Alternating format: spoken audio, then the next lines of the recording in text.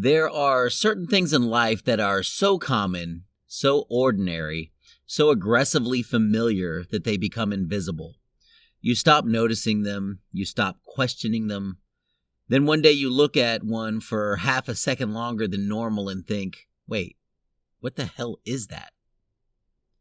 This is the Binge. Today, parking lots.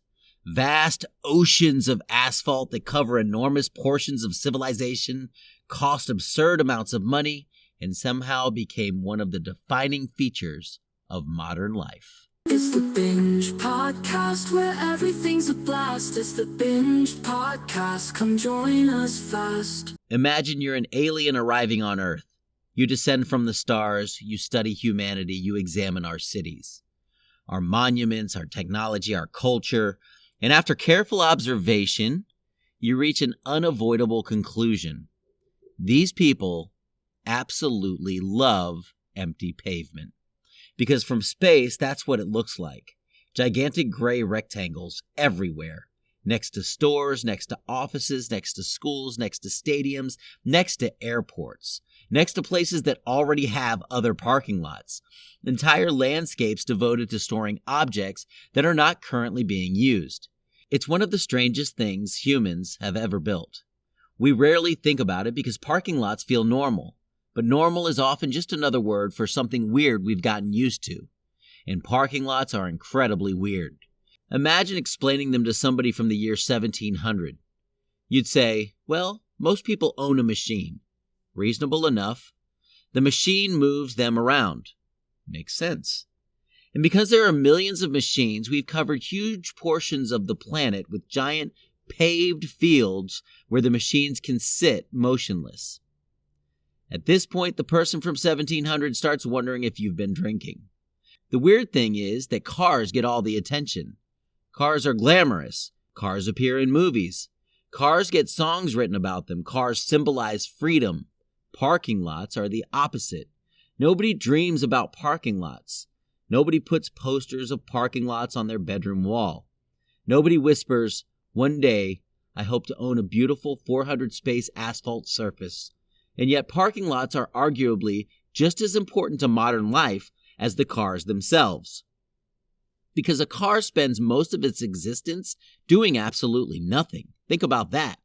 The average car is parked almost all the time. It spends the overwhelming majority of its life sitting still, waiting, occupying space, like an expensive metal lawn ornament. Cars are essentially furniture that occasionally becomes transportation. Which means civilization needs an incredible amount of storage space, and that's where parking lots enter the story. The automobile arrived and immediately created a problem. Not movement, storage. Humans solved movement pretty quickly. Roads expanded, highways appeared, infrastructure developed, but once everyone arrived somewhere, a question emerged. Where the hell do we put all these things? Nobody had really planned for that. It's a reoccurring theme in history. Humans invent something transformative. Everyone gets excited. Years later, somebody realizes there's a giant practical problem nobody considered. The first parking lots weren't intended to become a defining feature of civilization. They were solutions, temporary answers, workarounds. But cities kept growing. Cars multiplied, businesses wanted customers, customers wanted convenience. Before anyone realized what was happening, entire regions were being redesigned around parked vehicles. This led to one of the greatest hidden competitions in human history, the battle for parking. Every driver knows it. The slow circling, the hopeful scanning, the brief surge of optimism when someone approaches a car, the crushing disappointment when they merely forgot something and walk back inside. It's hunting behavior. Ancient instincts adapted for suburban environments. Somewhere deep in our brains, a primitive ancestor is helping us track available spaces. The stakes are ridiculous, yet somehow feel enormous. A spot 20 feet closer to a store can trigger emotions normally associated with military campaigns. People become strategic, aggressive, suspicious. Entire personalities emerge. The calm accountant transforms into a tactical commander.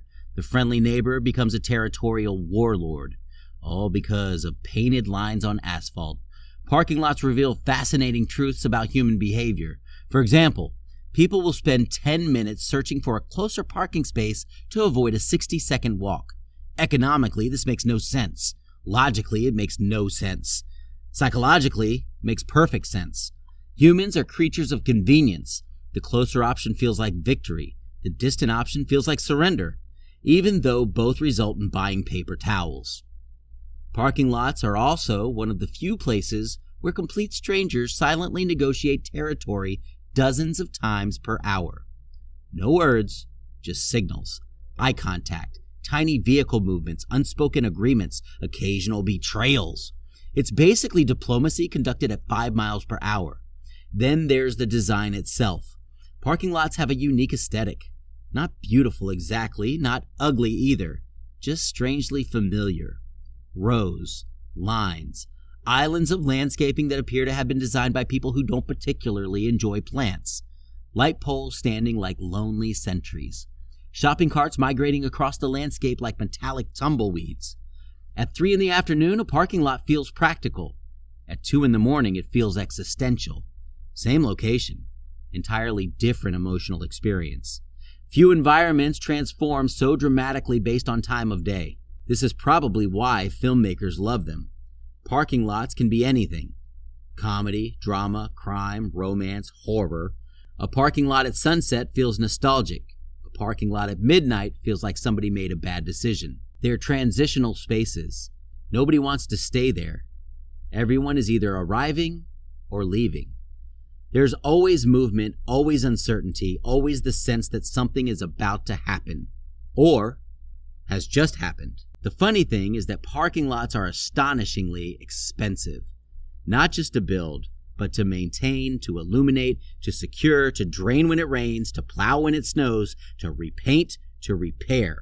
Huge amounts of money devoted to preserving emptiness, because that's what parking lots really are.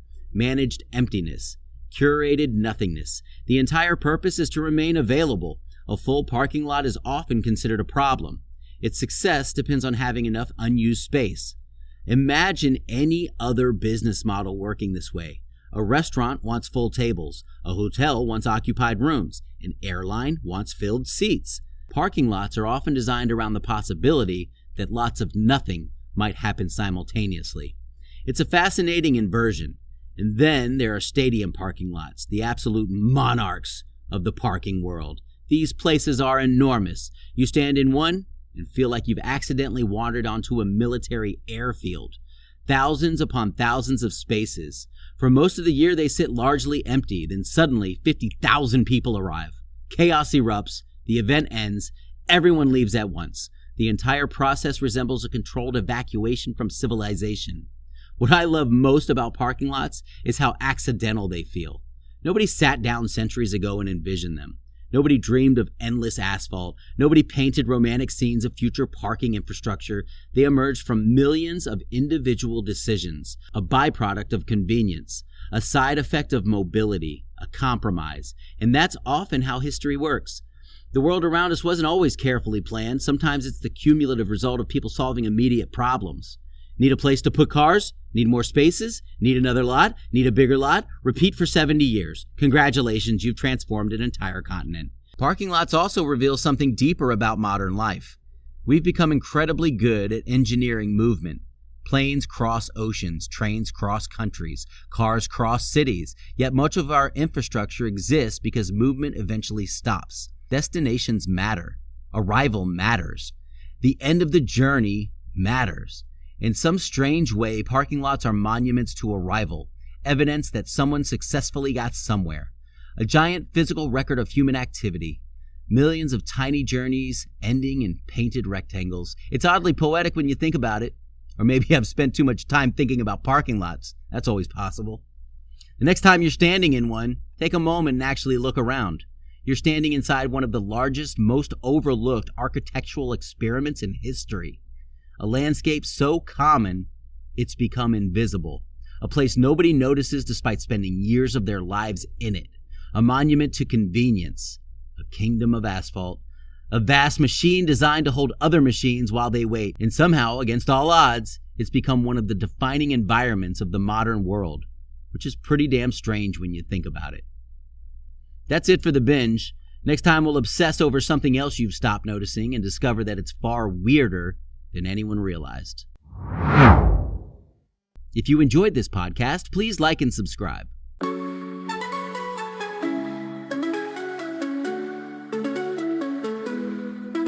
know by now, got stories to tell, from the small to the grand, all under one spell. We talk about this, we laugh about that, from the strange to the bliss. Get ready to chat. It's the Binge Podcast, where everything's a blast. It's the Binge Podcast, come join us fast.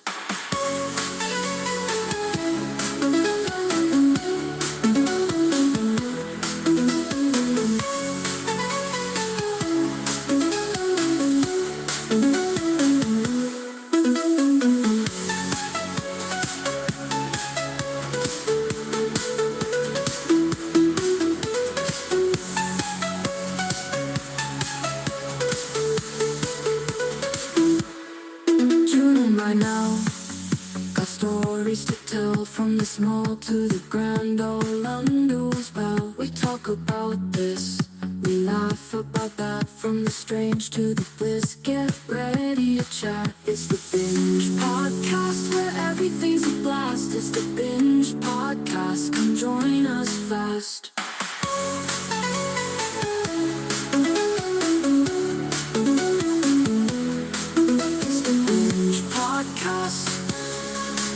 Where everything's a blast. It's the Binge Podcast, come join us fast.